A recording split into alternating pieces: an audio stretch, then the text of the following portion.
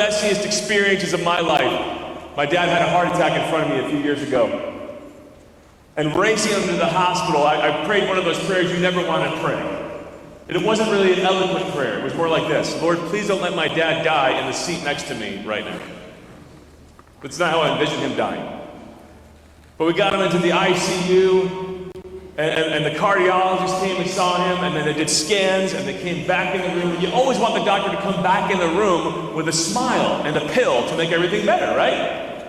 That doesn't always happen. In fact, if you haven't lived through this, you will.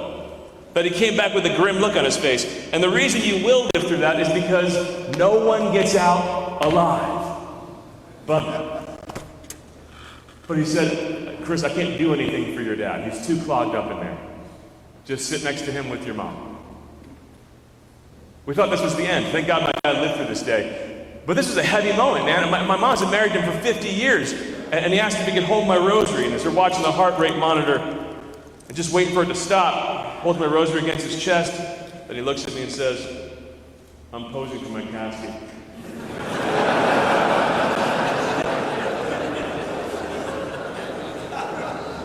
And then he said, I'm not worried about a thing right now. Guys, humor in that moment would be insanity if it weren't sanctity.